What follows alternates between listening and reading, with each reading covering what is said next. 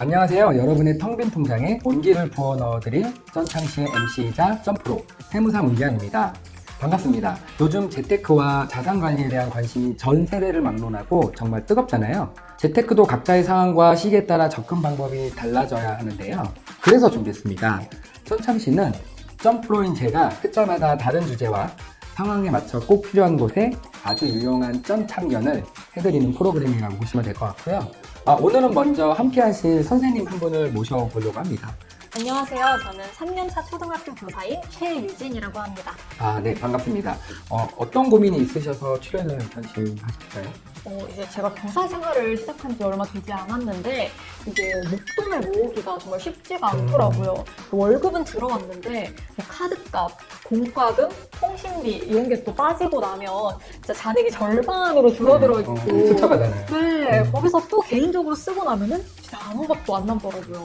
맞아요. 이게 사실은 대부분 이제 비슷한 고민을 하실 것 같은데요. 그래서 오늘은 2030 세대를 위한 첫 자산, 어떻게 시작할까에 대해 이야기 나눠보도록 하겠습니다.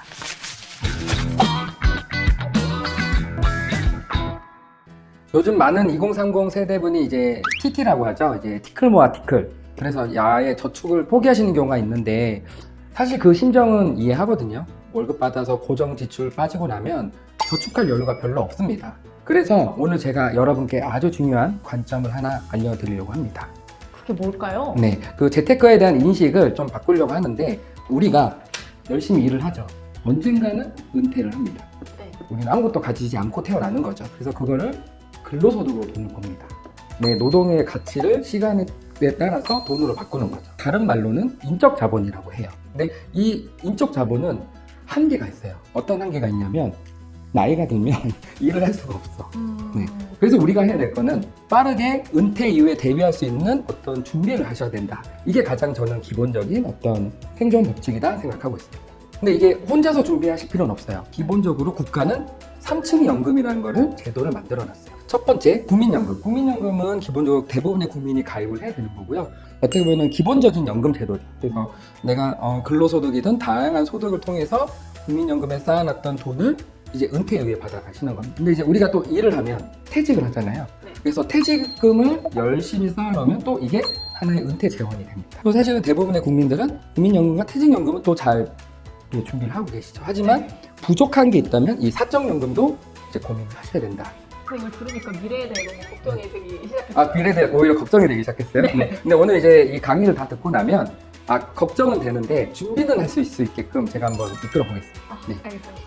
부자가 되는 방법 중에 하나가 또 하나는 자본을 축적을 해야 돼요. 네. 더 이상 나는 일을 하지 않고 인적 자본이 없어도 은퇴 이후에 살아갈 수 있는 여러 가지 그런 준비를 많이 하셔야 된다는 의미를 지금 설명드리는 거예요. 네. 이 자본을 축적한다는 얘기는 조금 다른 말로 시스템 소득을 잘 만들자라고 저는 생각을 합니다. 이 시스템 소득에는 뭐 내가 금융 자본을 축적해도 되고요. 뭐 미국 주식을 투자한다든지 아니면 뭐 부동산 같은 걸 투자해도 되고요. 아니면 나는 사업을 할 수 있어. 그러면 뭐 사업 같은 걸 하셔도 되겠죠. 어쨌든 이러한 시스템 소득을 잘 갖춰놔야 은퇴 이후에 이런 시스템 소득에서 들어오는 것도 하나, 그 다음에 이렇게 3층 연금으로 들어오는 것도 하나, 이렇게 보시면 될 것 같아요. 그러면 제 월급이 씨앗이고 네. 그거를 이제 잘 심어서 나무로 키우는 거네요? 맞아요. 근데 이제 그런 생각도 많이 하세요. 씨앗이 없는데요? 아무래도 이제 버는 게 아까 티클 모아 티클처럼 네. 나는 씨앗 자체를 할 수 있는 게 없어요. 이렇게 생각하시는 분이 있는데 그 조그만 씨앗이라도 모을 수 있는 그런 걸 한번 같이 고민해 보는 게 제 목표입니다. 네. 알겠습니다. 자, 먼저 유진님의 통장 내역부터 한번 살펴볼까요? 진짜 너무 창피해요. 괜찮습니다. 지금 바로 잡으면 되고요. 그냥 같이 고민하자라는 의미니까 한번 보시면 될 것 같습니다. 고정비로 대략 한 35% 정도 쓰고 계세요. 고정비라 하면 이제 월세, 보험료, 통신비, 공과금. 그리고 이제 변동비라고 해서 식비, 배달, 뭐 쇼핑, 택시비. 요게 한 45%. 네. 그 다음에 이제 저축 및 투자에서 한 20%, 뭐 적금, 공제외, 급여금, 납입 이런 것들이 한 20% 정도 되는데요. 어떠세요? 그래도 20%나 저축을 하고 있었거든요. 네. 제 자신에게 좀 놀랐습니다. 놀랐습니다. 네.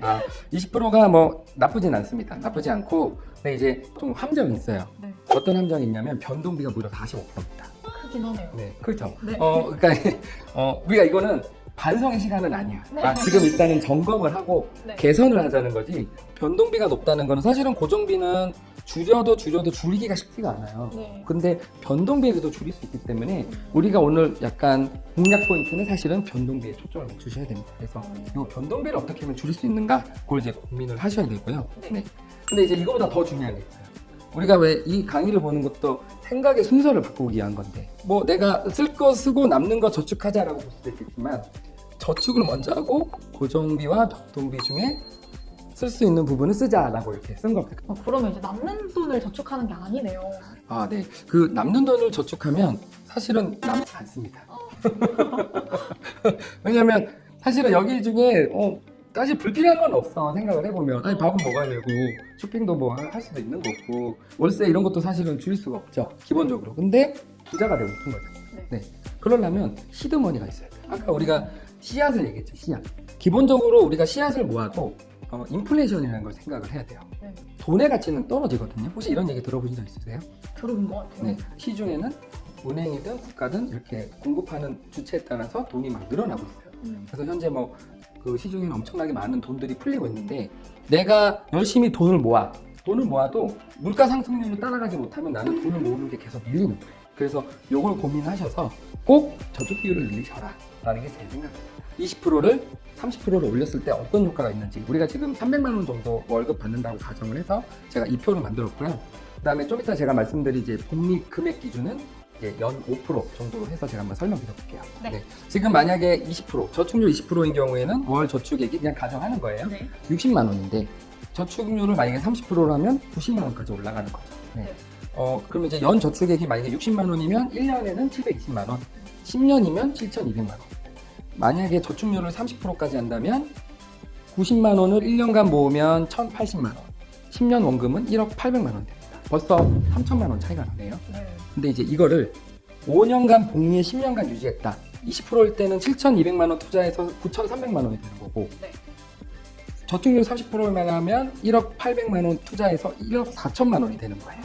진짜 이게 10% 차이인데 거의 한 자산이 4천만 원이 차이가 나요. 그렇죠. 네. 그 4천만 원은 사실 예를 들어서 나중에 뭐 집을 사든 아니면 뭔가 또 뭐 여러 가지 투자를 할 때 시드머니가 돼서 더 큰 나무를 갖다 줄 겁니다.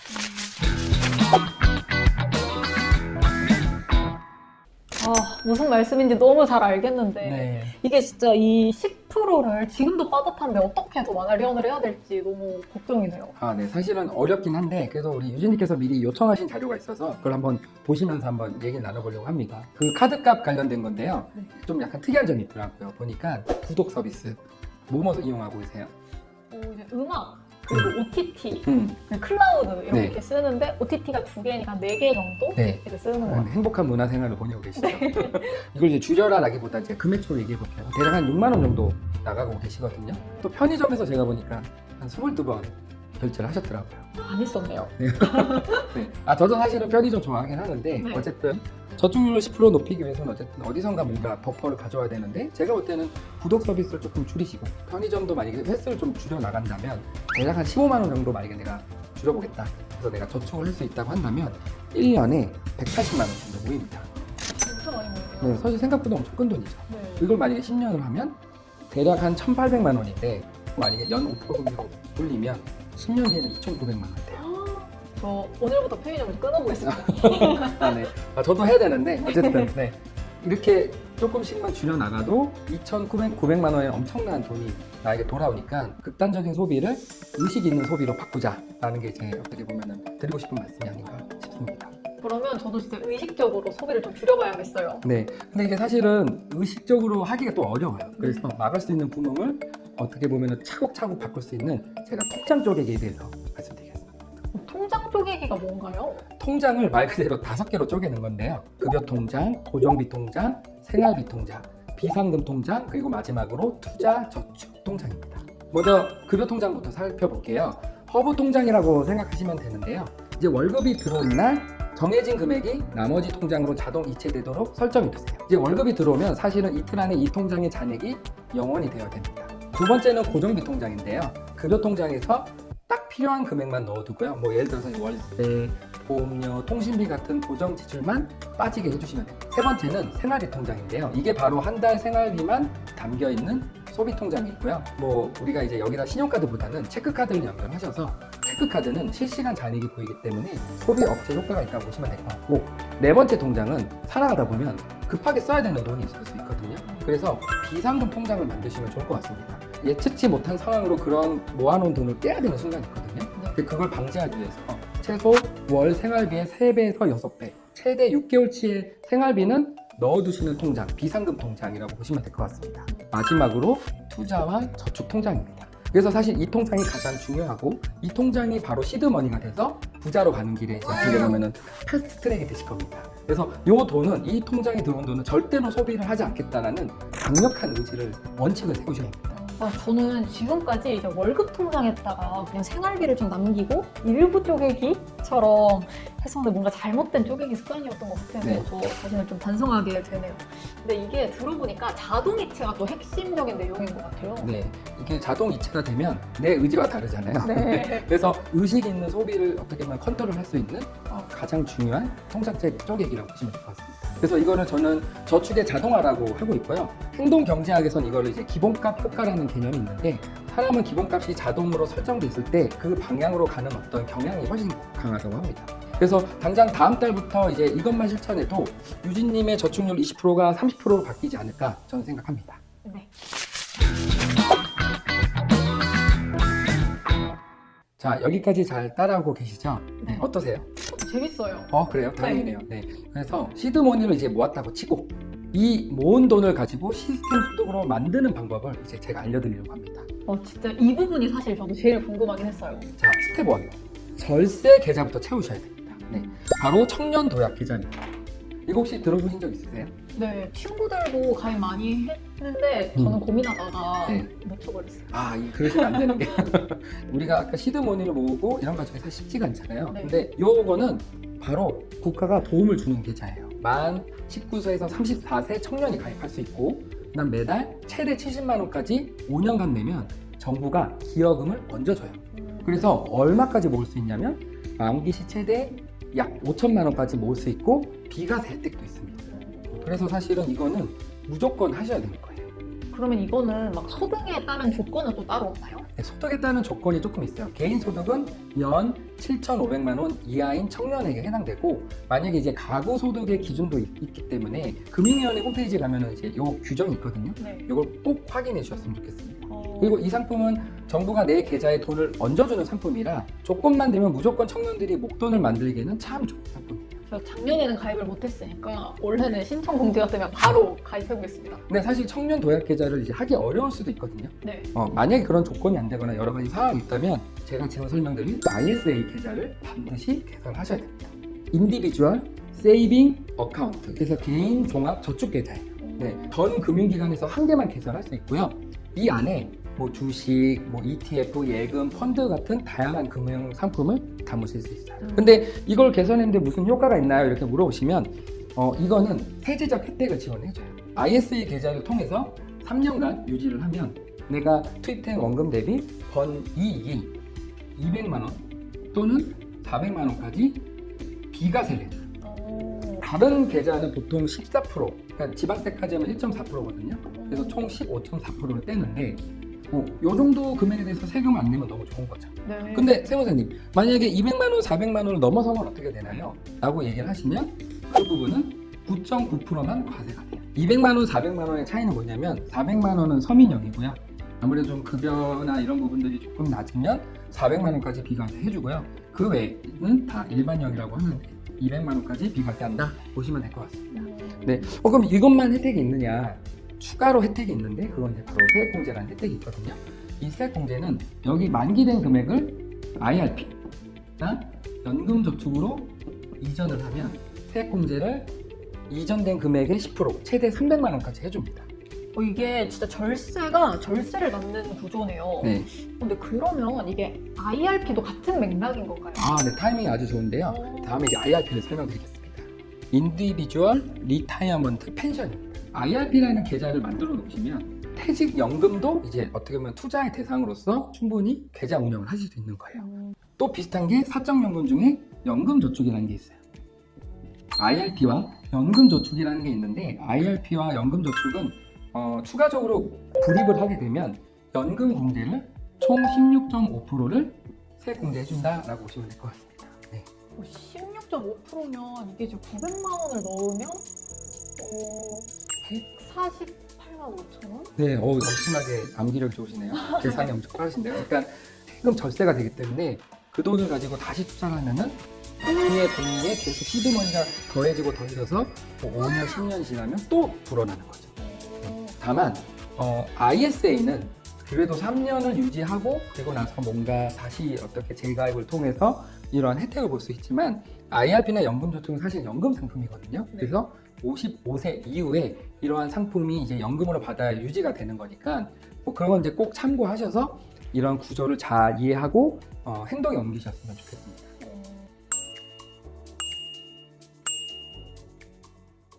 하지만 이거보다 더 강력한 게 있어요. 그게 이제 다음에 설명드릴 바로 한국교직원공제의 비밀병기 장기저축급여입니다. 저도 교사여서 가입이 돼 있거든요.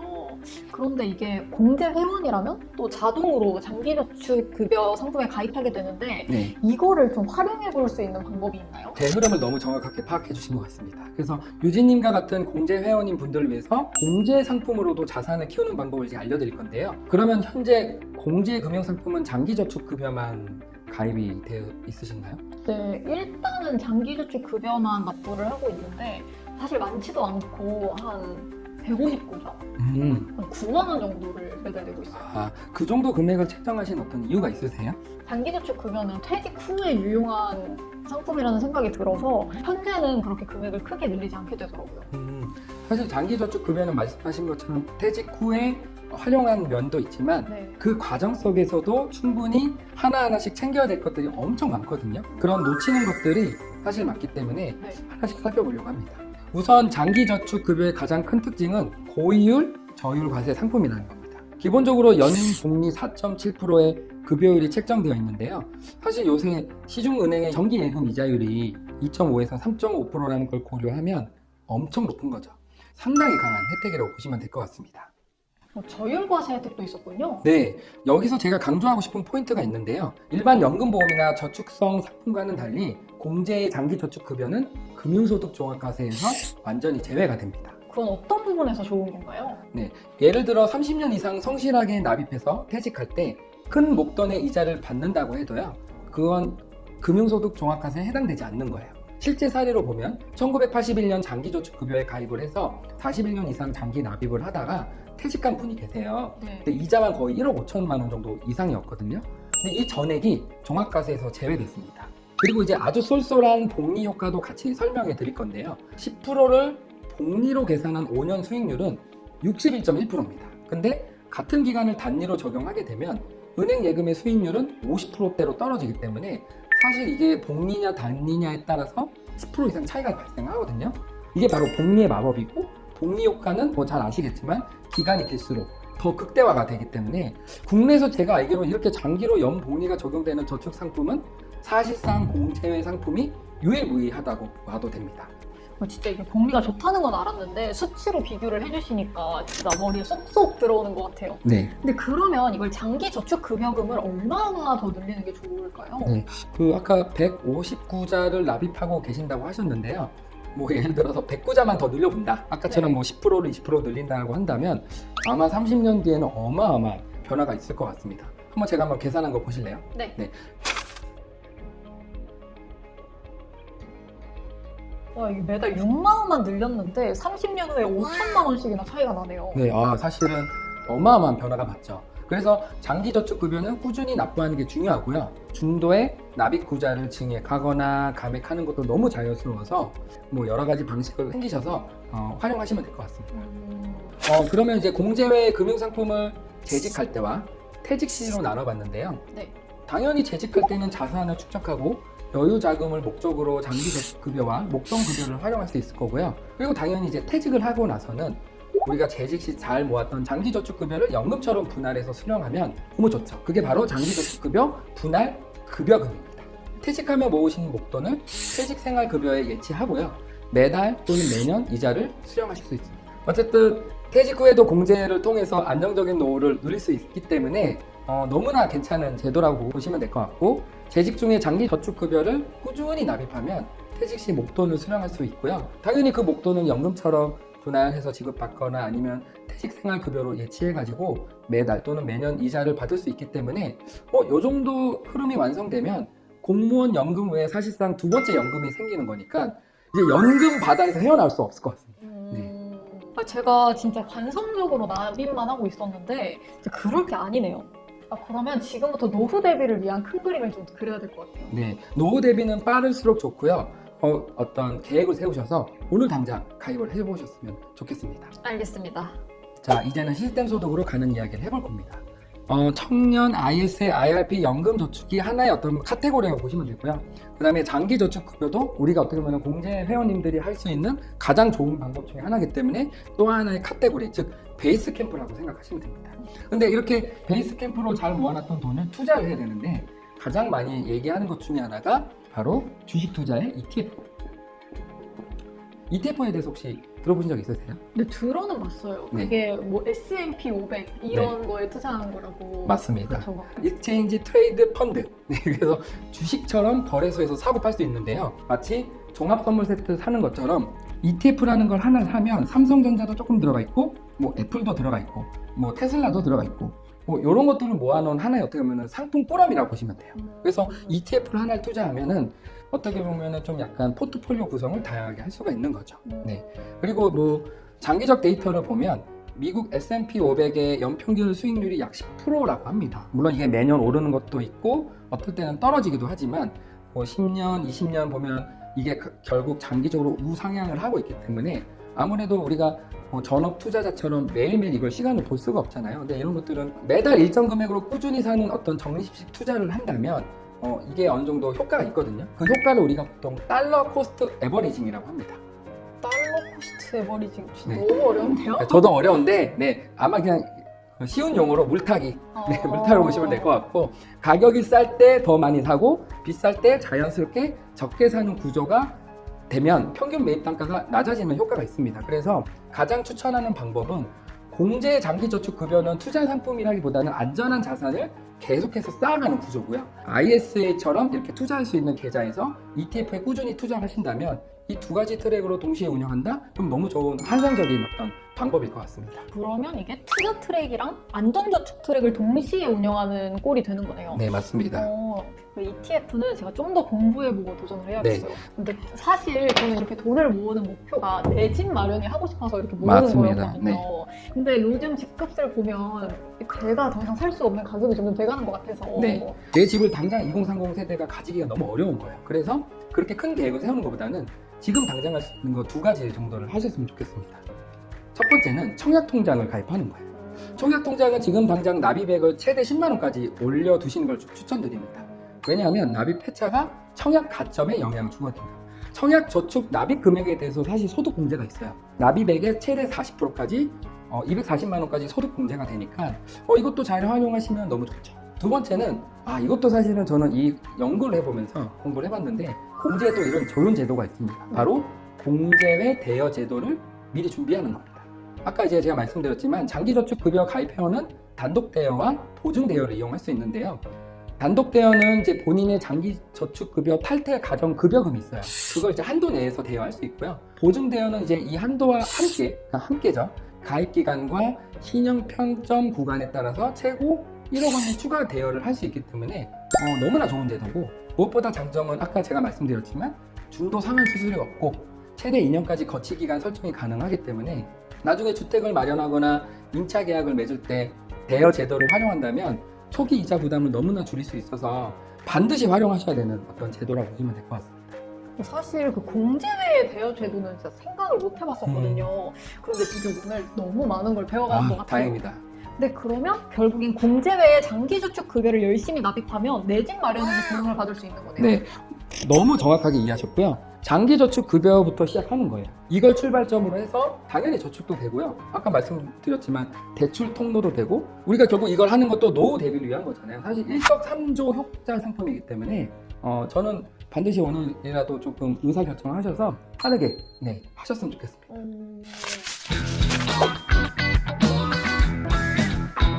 네, 오늘 쩐참시에서는 2030 세대를 위한 시간이었는데요. 첫 자산 어떻게 시작할까에 대해 이야기 나눠봤습니다. 유진님 오늘 어떠셨어요? 처음에는 제 통장 내역이 막 공개가 된다는 게 정말 네. 너무너무 부끄럽더라고요. 그런데 또 막상 열어보니까 제가 사용한 구조가 잘못됐던 거지 돈이 없는 게 아니었더라고요. 네, 맞아요. 이게 그 깨달음이 되게 중요한데요. 많은 분이 나는 돈이 없어서 재테크를 못한다 라고 생각하시는데요. 사실은 대부분 돈의 흐름에 대한 구조를 잘못되게 설계하신 것 같습니다. 맞아요. 저는 그래서 오늘 집에 가서 당장 안 쓰는 구독 서비스 해지부터 시작하려고 합니다. 네. 그리고 통장 쪼개기 시스템도 만들고 장기 저축급여 납입 부자도 더 늘려보려고 생각 중이에요. 그리고 또 이번 주 내에 ISA 계좌 개설도 만들고 네. 또 연금저축 가입이랑 이번 주에 할 게 너무 많아요. 정말 바쁘시겠어요. 네. 이게 처음부터 완벽하게 할 수는 없거든요.